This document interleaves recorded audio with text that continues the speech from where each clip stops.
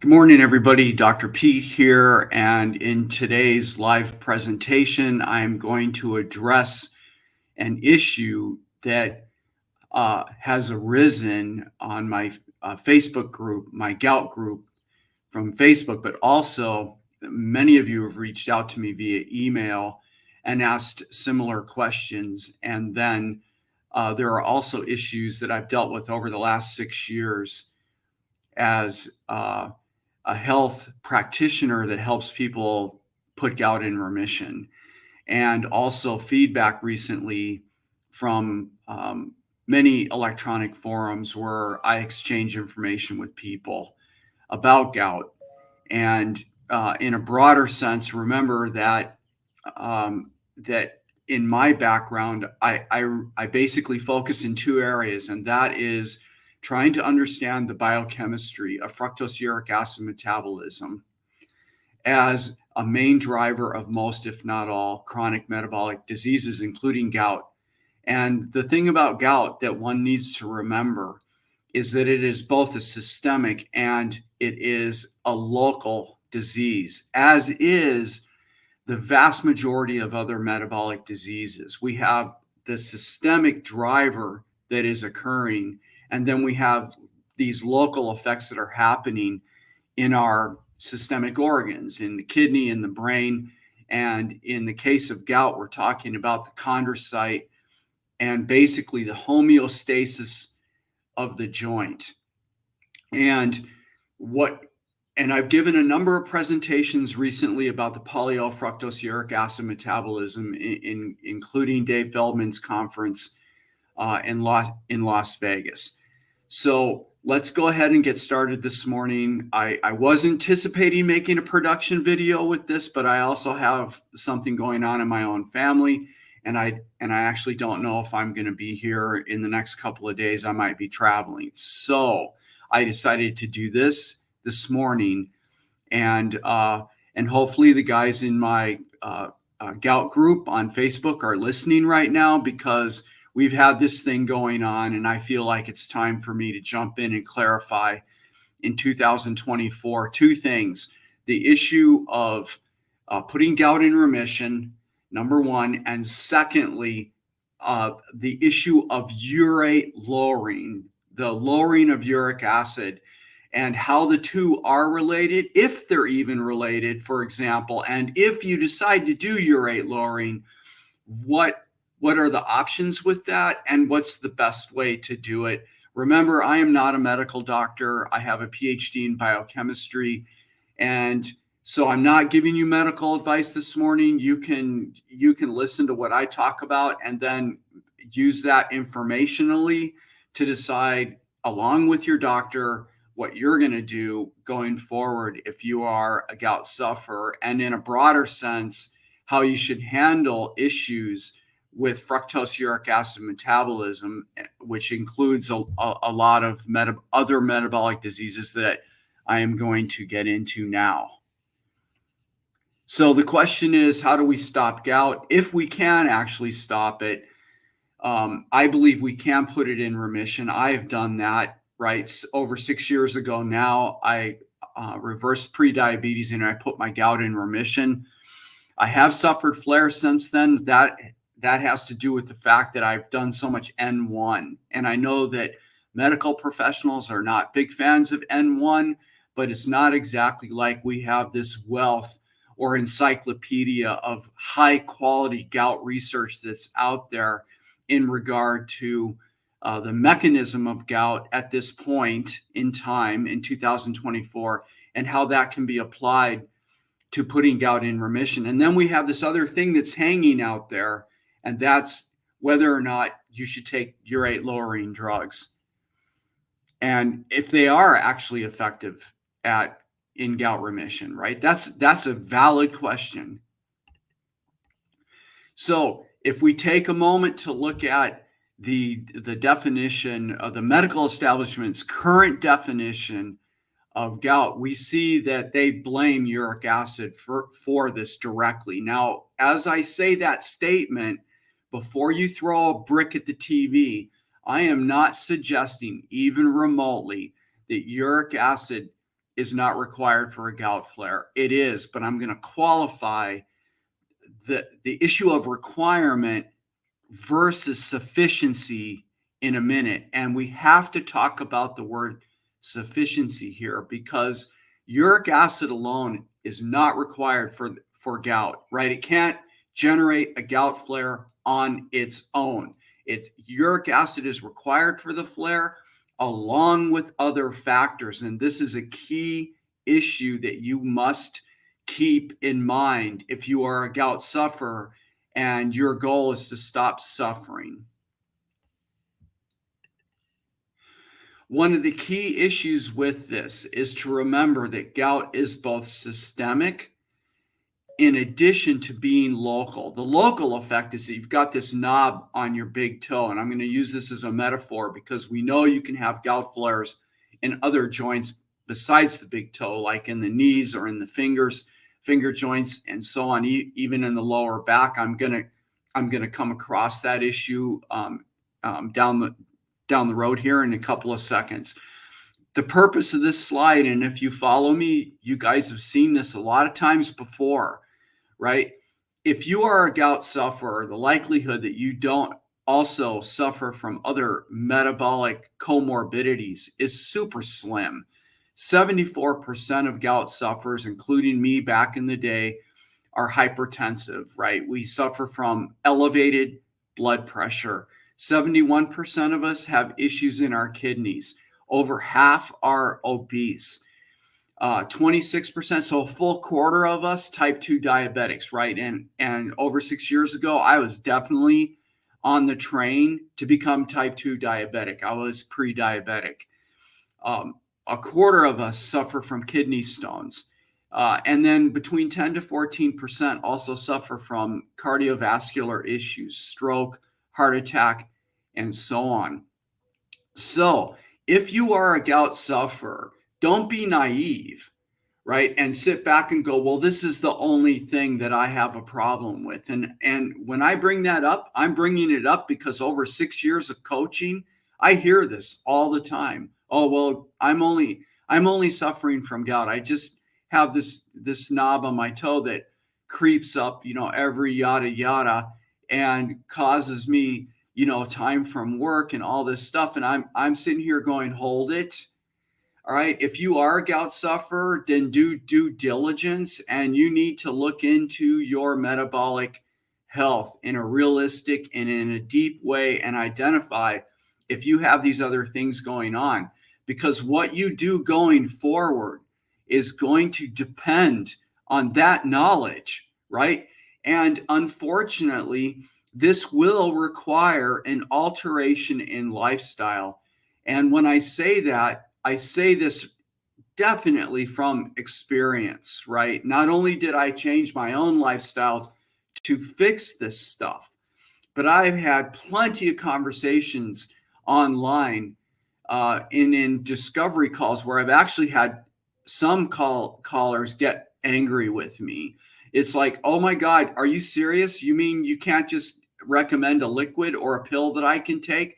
And so any of you that are listening to me right now and you're hoping to hear that, just click off, because you're not going to hear that. There is no pill you can take to cure metabolic issues. And I'm not the only influencer out here with credible background and who's done the research that's saying this. You can watch Dr. Lustig, for example, and he talks about this issue, his hateful eight, and the fact that you can't just take a pill to fix this stuff. So hear me now. And Dr. Richard Johnson, who actually in these days is a collaborator of mine, you can't just fix this stuff by taking a pill, right? You've got to face the fact that you're dealing with a lifestyle issue here. And the only way that you're going to be able to address that is by changing lifestyle, unfortunately, right? And I get this, and I get the frustration with it, and I get the anger behind it. And listen, people, I've gone through it, and I live the lifestyle to this day, and I know how this feels and all the things that go with it. So let's move on now. I need to keep clicking through this so we're not too long this morning.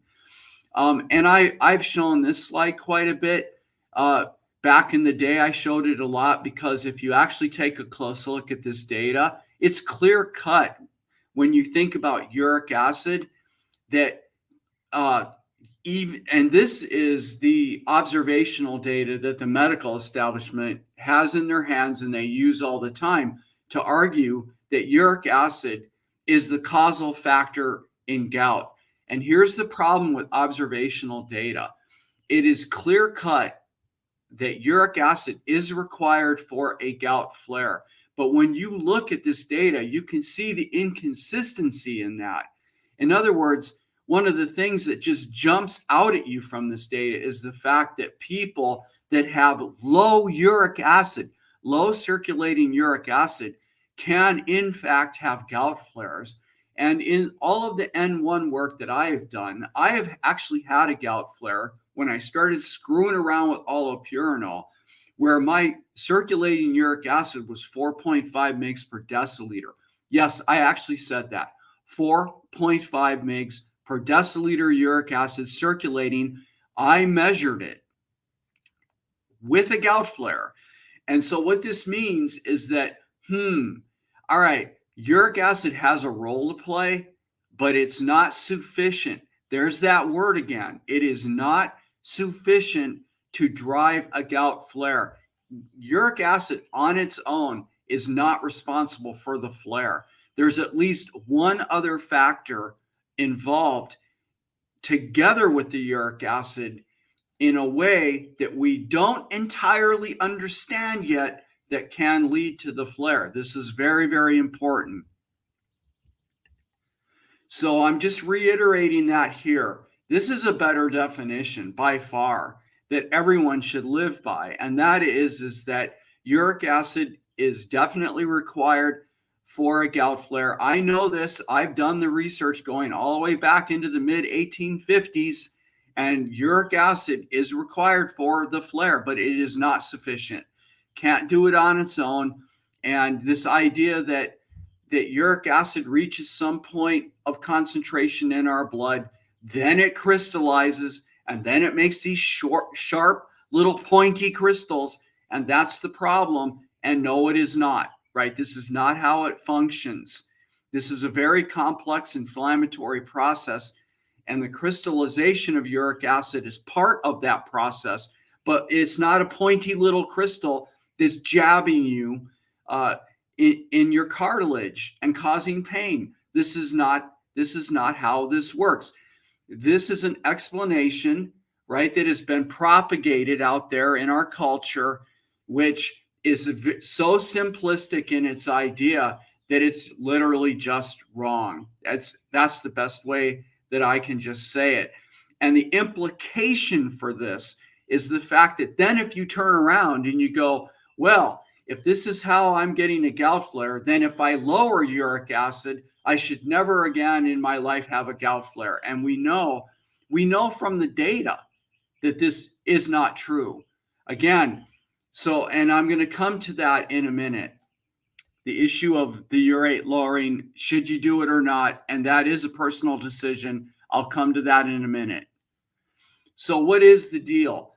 Now, I built this slide in order to simplify, because I have gotten so much criticism about going to highly technical biochemistry that nobody can understand. All right, so what we're going to do here is we're just going to work off of a simple flow. On the left, or the overarching thing you got to realize, and this comes from decades of high quality biochemical work that happened in the 60s, the 70s, and the 80s, and in the early 90s. Gout is a two-step process. In the first step, we have what I call a silent inflammatory event. Now, in the joint, we have this biological cell called the chondrocyte. And the chondrocyte, the purpose of it, and I kind of think about the joint as being an organ, like not unlike the kidney or the brain or the heart. It is an organ system, and its job is to maintain the integrity of our joints. And it it is a highly evolved system, right? Humans have been evolving for a few million years, right? For sure. And our joints are a requirement of our ability to move and do things. And just that movement and doing things will cause degradation in the joint, right? Problems in the joint. And the main purpose of the chondrocyte is to address that issue and to fix it, right? Our joints need essentially constant maintenance, right? So you can think of the chondrocyte as being the maintenance crew, and it's running homeostasis. It's keeping the joint healthy so that we can do what we have to do. And in the old days, it was so we could leave the cave, we could chase down the stuff, and we could harvest the things that we were going to eat, and then we could eat.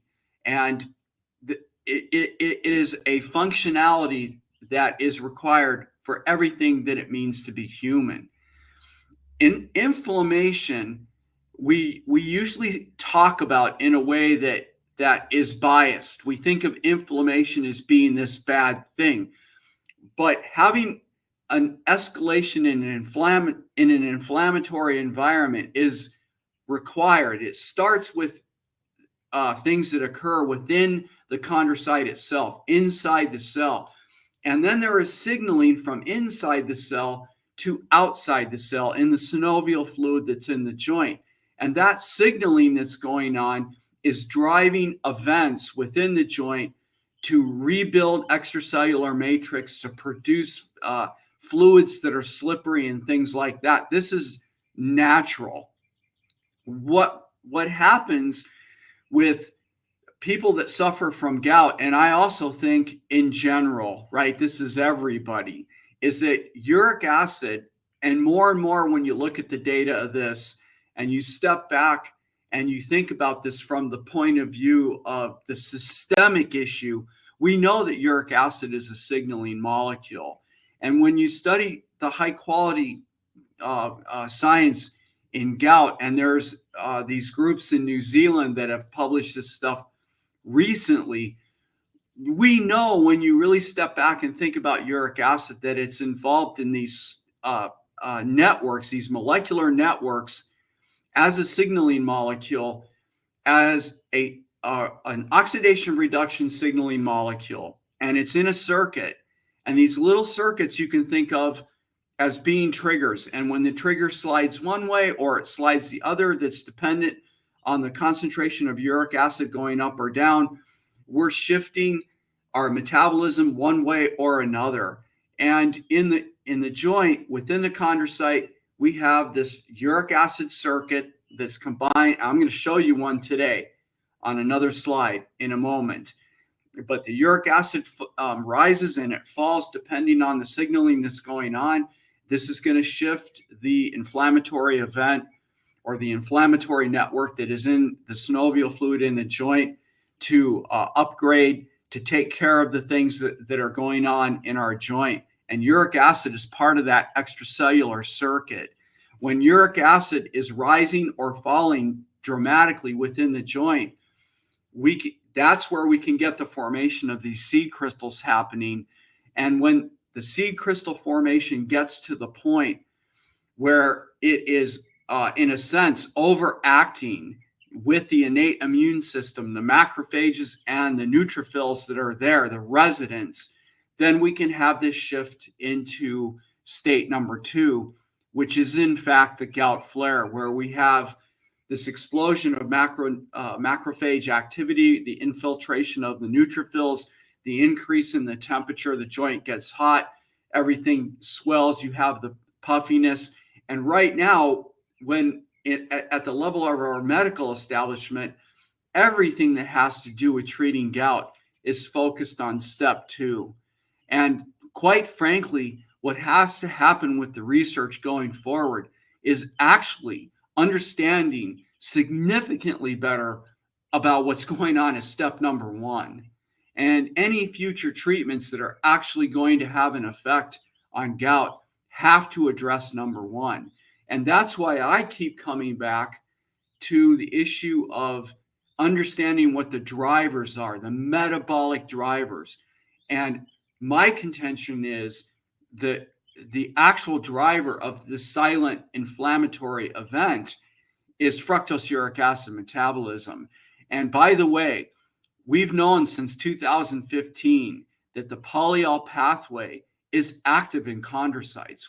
The evidence is right there, along with, and I've done this in past videos, I'm not going to roll through all of it right now again, but there's at least, there is a whole wealth of data that shows all of the other enzymes, and there's a few holes in the data, just a few of them, but there is a whole constellation of data that shows other factors involved in fructose uric acid metabolism in the chondrocyte is there.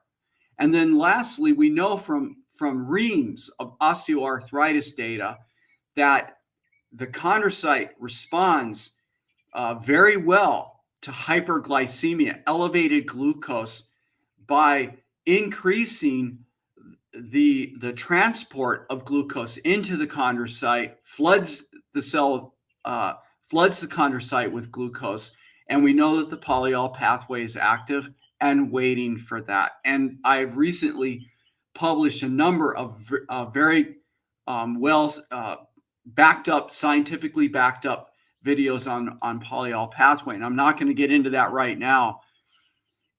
But the point is that I think we do know what the metabolic drivers that drive this inflammatory event in the chondrocyte. And we know that the chondrocytes can suffer from low-grade inflammation. We know this. And then when you do something else in the lifestyle that aggravates the situation, either causing a rapid incline or increase in uric acid, or a rapid decrease, and where the rapid decrease is problematic is if you've got those silent crystals already in the joint.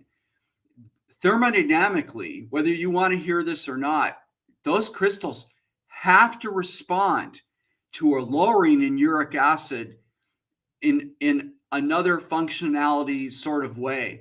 And you will have the movement of solid monosodium urate into soluble uric acid, and that will integrate into these molecular circuits that I'm talking about. Here's one here, and I give the references at the bottom of this slide.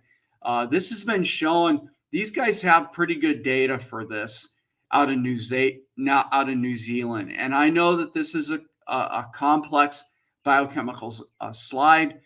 But I think that we need to talk about it. And if you want to know, when you look at this, what is the take-home message? Look at what's involved in this extracellular network with urate.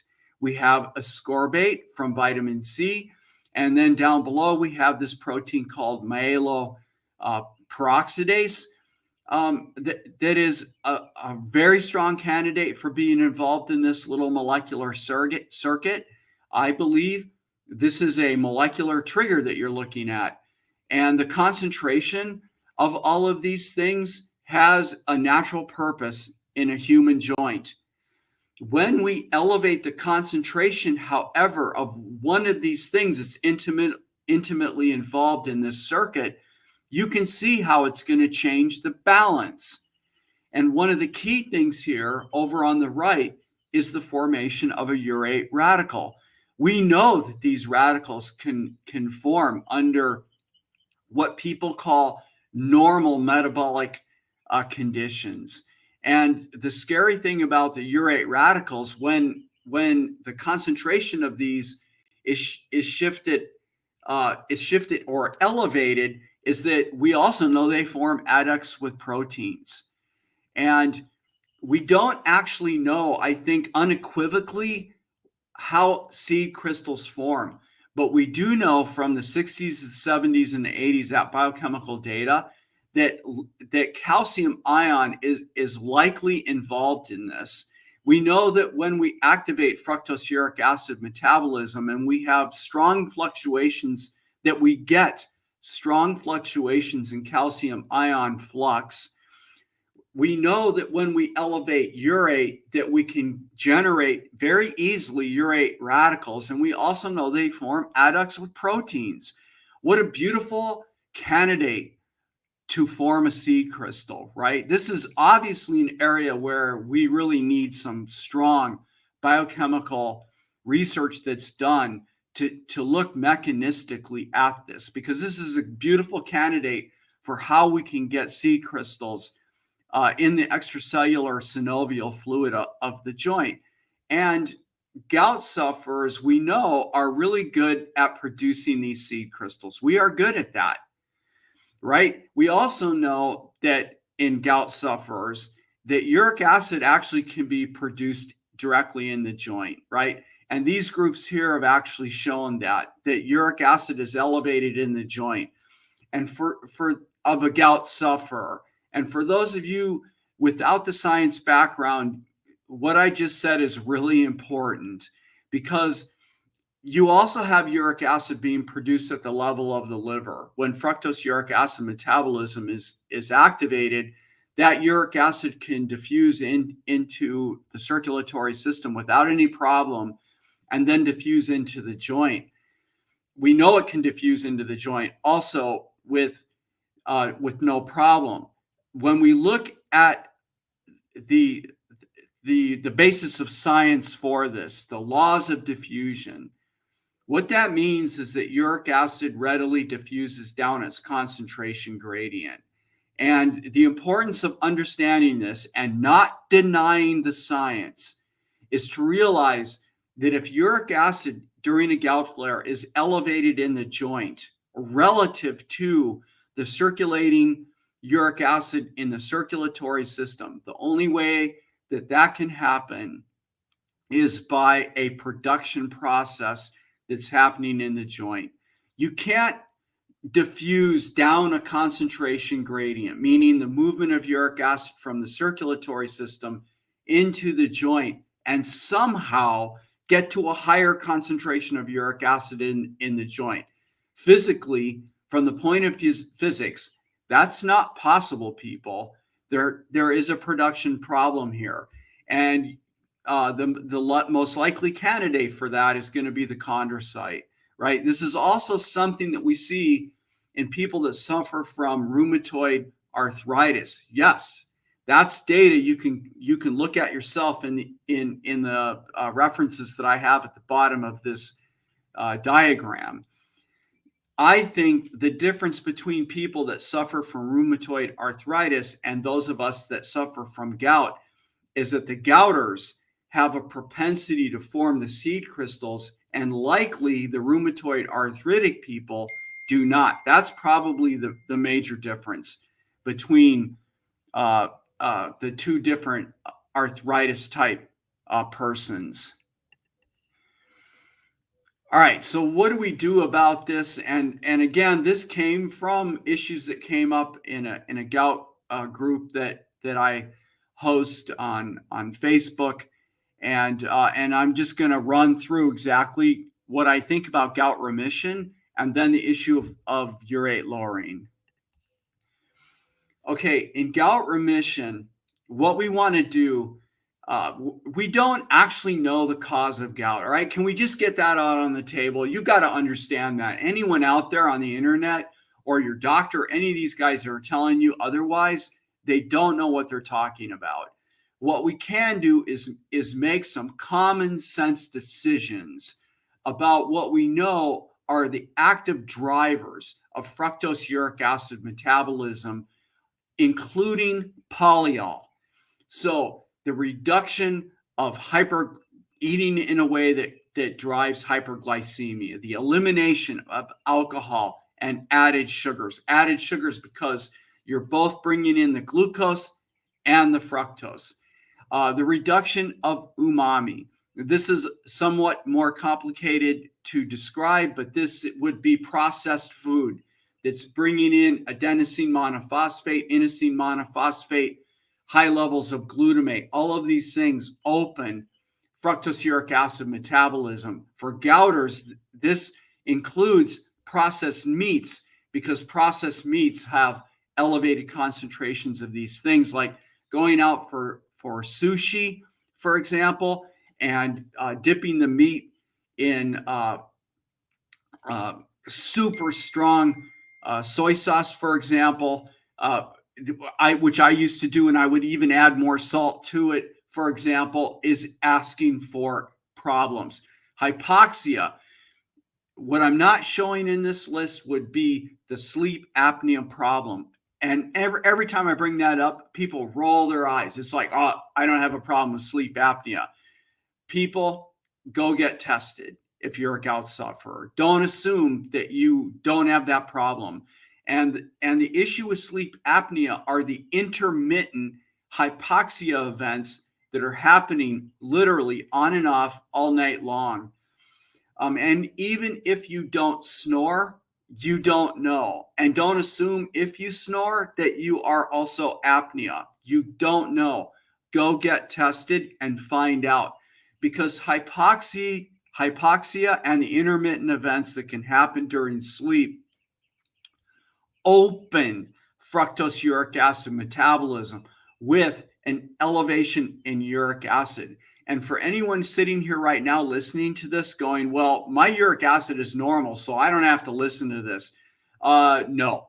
Listen, just because your uric acid is normal, all that means is that your kidneys are better at excreting uric acid than mine are. That's the only difference. And you can be suffering from these comorbidities just like everybody else.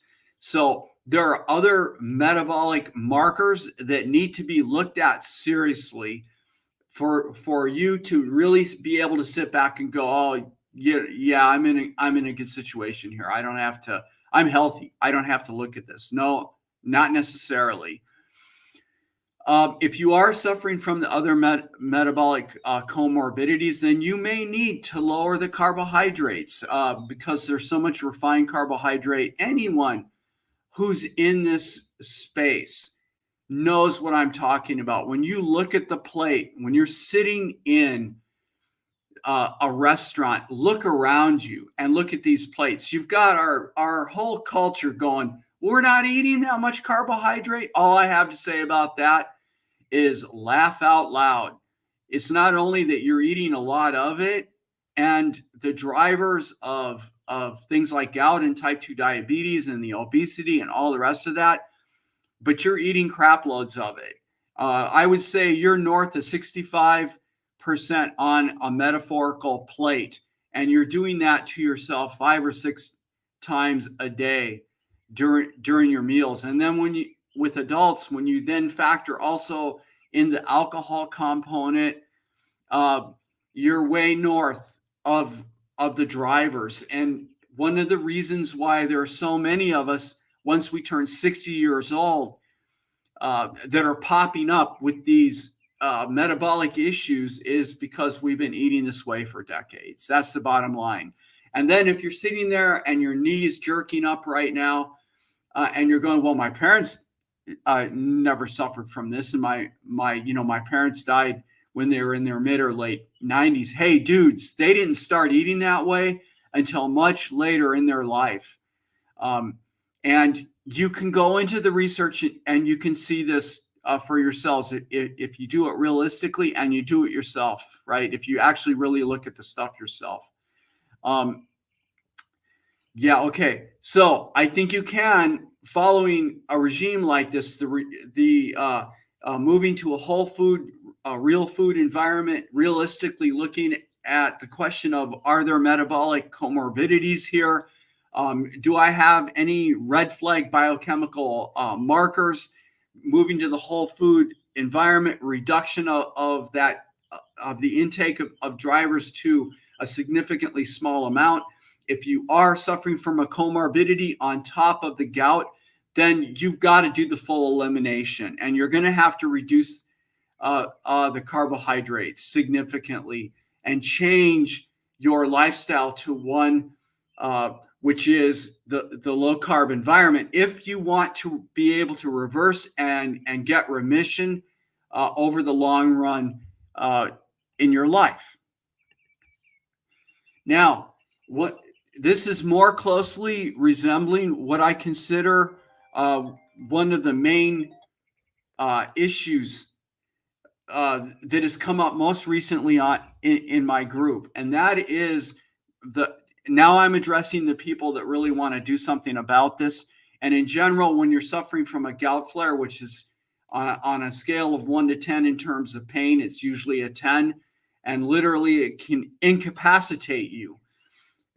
What happens a lot is people will do everything at once. They will make the shift into a ketogenic lifestyle or a low carb lifestyle. They will start taking a urate lowering drug, and they will do about 1,000 other things all at once. And I can tell you right now, this is not the thing to do. You must take time to do this.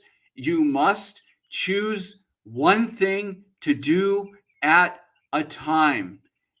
Do it, get good at it, and then choose the next thing to do. Otherwise, you are looking at a disaster in the mirror. And when everything goes wrong, you will be sitting around going, gee, I have no idea what is going on. Why? Because I did 10 things all at once. Not recommended. Now, I'm assuming as we move into this program at this point that the first thing to be done is to get your metabolic lifestyle, what you're putting in your mouth, under control. How long should that take? 2 to 3 months minimum, and doing a good job with it. No cheating, none of this business, right? When you look at the internet and you hear what all of this surface stuff that's going on out there, educate yourself about this lifestyle, number one. Number two, take your time doing it. Get metabolically stable. Get a meter. Know your glucose. Know your ketones. Know your uric acid. Know how it fluctuates. Make a determination. Am I actually hyperuricemia after getting keto adapted? And this takes, I would say, my opinion, 2 to 3 months. I'm on the longer side, 3 months. If you're 60, 70 years old, something like that, then you're probably looking a year down the road, right? At least a year. That's about what it took for me to truly get stable and reverse the prediabetes and to really understand where my uric acid was before moving to point B. Now, if you are thinking about a urate lowering strategy, talk to your doctor about it, right? Get his or her feedback, right? Remember that uric acid alone is not required for the flare. Is hyperuricemia an issue? And that's a question you really need to ask yourself. There are many medical practitioners that are going to go, well, uric acid is just a waste product of metabolism. All right, that statement is categorically incorrect. Uric acid is a signaling molecule. It functions to trigger shifts in metabolism. And metabolism is required, shifts in metabolism is required for the homeostasis of the joint. Yes, it is. There's no argument against that. So the question becomes, then, is the hyperuricemia a problem? Well, we do know that elevated uric acid in the circulatory system, that uric acid can in fact diffuse into our organs and elicit the same effects there as if uric acid was produced on an intracellular basis. So this is really a valid question, and it is something for you to think about. So if you decide, okay, I'm hyperuricemic, I'm running chronically high uric acid, and I want to address it, then what are the ways to address it? One of the ways to do that is through allopurinol, tart cherry, and quercetin, and I'm going to talk about those issues right now. Coming back to the issue of hyperuricemia, we do know that uric acid can form crystallized networks, not only in the joint of somebody who's suffering from gout, but I'm showing a picture there on the right using various type of imaging studies. I've produced videos on this. I would encourage you to go and watch them, where I actually show you the science. And in this picture, you can see that there is monosodium urate crystals that have precipitated on the spine of this particular patient, causing back pain.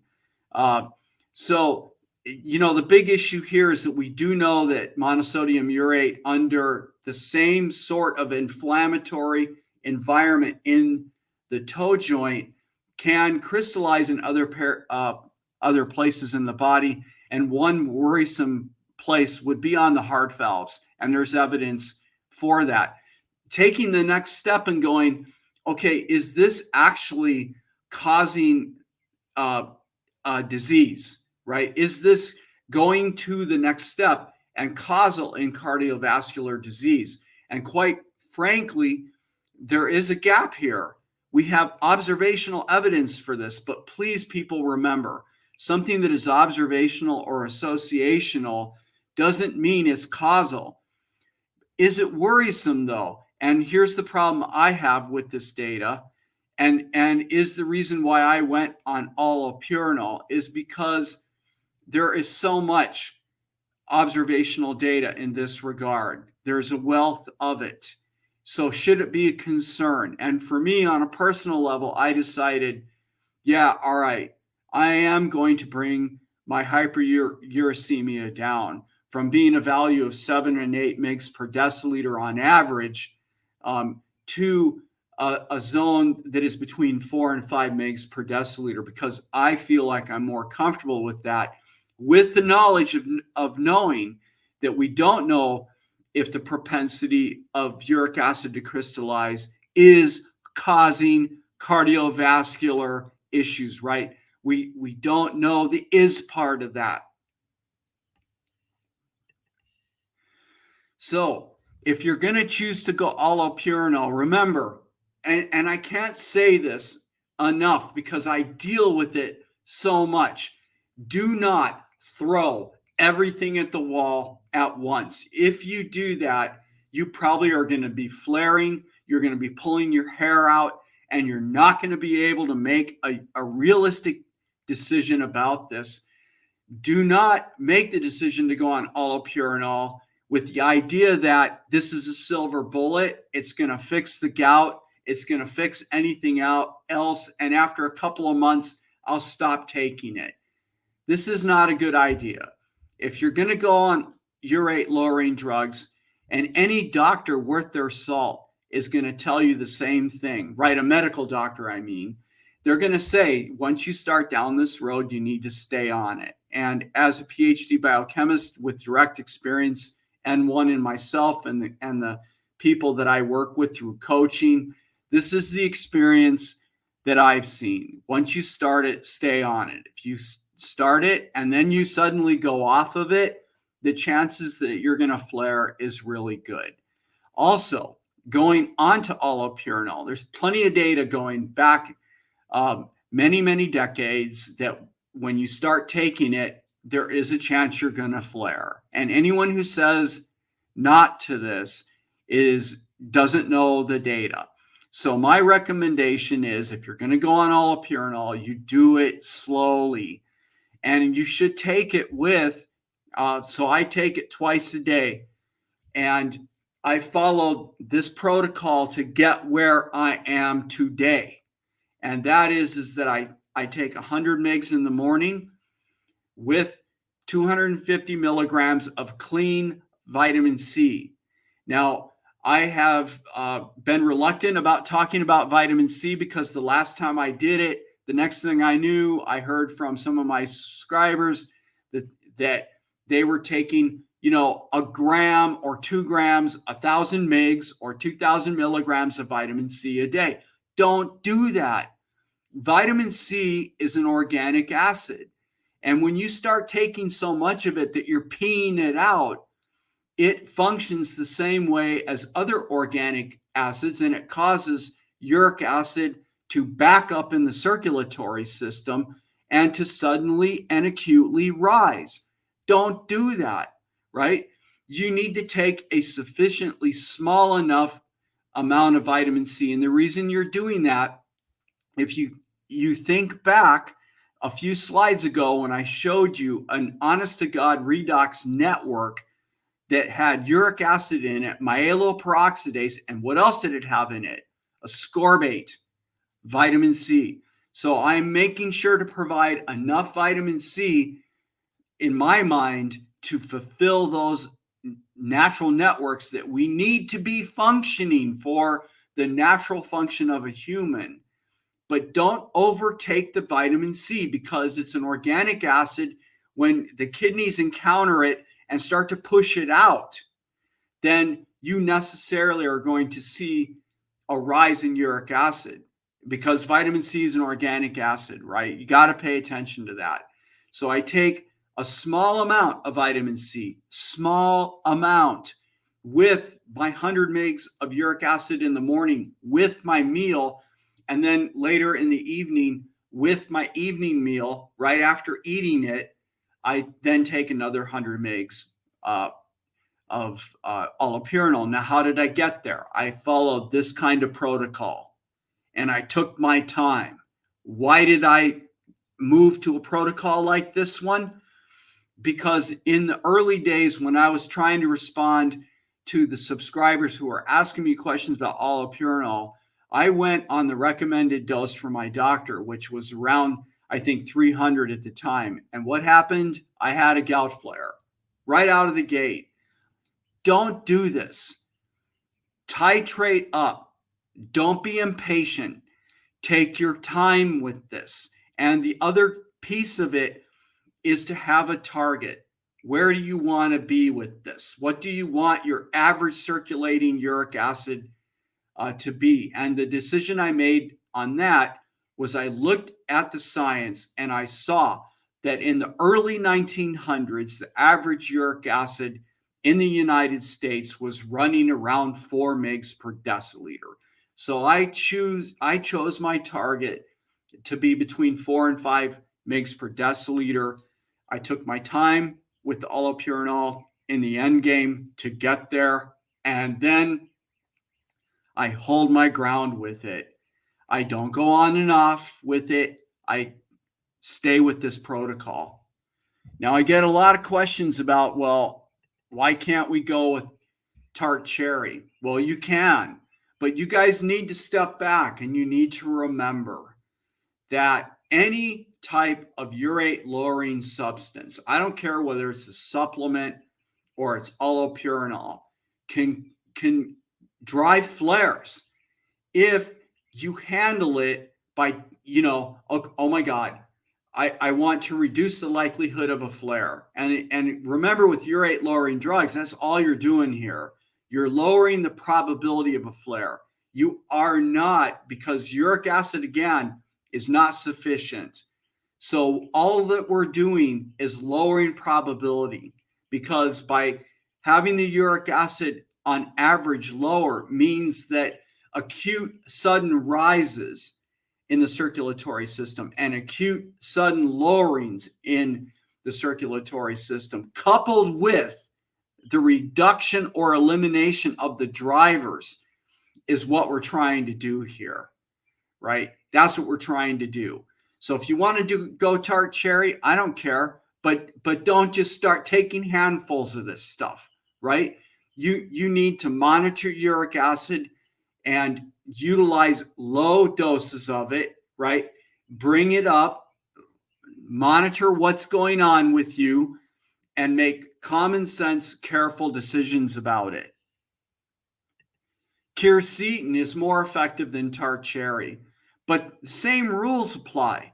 Careful with it. Slow progression with it. You also can use glycine. Now, the difference between glycine is super effective at lowering circulating uric acid, by the way. There's really good literature on this going back, which I'm not talking about here. I did that before, and you can look at those videos. However, it operates on the kidney. So it is increasing the efficiency which the kidney is excreting uric acid. This is in contrast to allopurinol, tart cherry, and quercetin. Those are operating on the synthesis of uric acid at the level of the liver, right? So you're talking about two different things here. And I think that glycine, the power of it is you can try using it alone. But again, you need to monitor the uric acid using a meter. And you need to be doing upwards of around 12 grams of glycine a day. Don't start with 12 grams. Again, you titrate this up very slowly. And in this photograph, you can see I've got a $10 scale there that you can buy off of Amazon this is how I measure out what I use. To the left of it, I have potassium citrate. Some of you have written in and you've asked me about, what about sodium bicarbonate? You know, and some of you have found success with that. I'm not going to argue against it. The reason why I have not used bicarbonate is because I had to use so much of it, and I didn't really see the results that have been that have been published in the literature in regard to that. And I find that potassium citrate, in my hands, is more effective at increasing the pH of the urine, decreasing the likelihood of kidney stones, and increasing literally the solubility of monosodium urate, so you more effectively can clear it in the urine. When we look at a protocol, again, you've got the same rules here with these. With glycine, you want to start out really slowly, again, just like you did with the quercetin and the tart cherry or allopurinol. Your target is upwards of 12 grams per day. Where did I get that number? From looking in the literature and seeing what they did when they did a clinical trial with this stuff. Same thing with potassium citrate. You need to be careful here because you are modulating potassium ion, and that can have consequences in your cardiovascular system. So again, any of the stuff that I'm talking about should be done in concert with your physician. And you can come back and pause the video here and make notes about amounts. And with that, I'm going to finish. I see that I've almost gone an hour. Here's where you can find me on the internet at my website. I have a Patreon if you're interested in gout remission and doing it yourself. If you want to reverse diabetes, if you want to reverse obesity, if you want to improve your cardiovascular profile, any of that kind of business, you can find all of the things that you need to do this on your own in my Patreon. And right now I have an introductory entrance there of $10 per month. You can have access to the data, the other thing, or access to the how to do it. And also there's a private chat there where you can literally daily ask me questions or get feedback from me about various issues. And if you want, you can shoot me questions at peterdelannoy at drpetent.com. With that, I'm going to finish. I'm going to glance really quickly at the questions. Okay, for the first question, can gout lead to neuropathy? Probably, but I can't think of any direct mechanistic studies that I've seen, so I want to be careful how I answer that question. But we do know that there is very active fructose uric acid metabolism in glial cells in the brain, and glial cells support the neurons. And so for Alzheimer's, for example, and dementia, this is really a big deal. Let's see.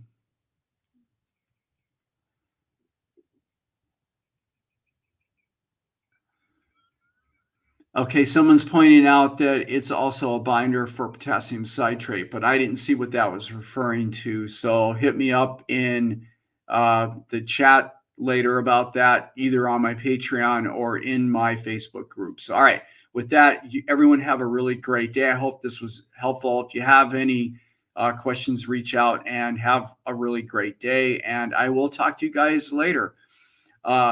Keep the carbs low. Down the road we go.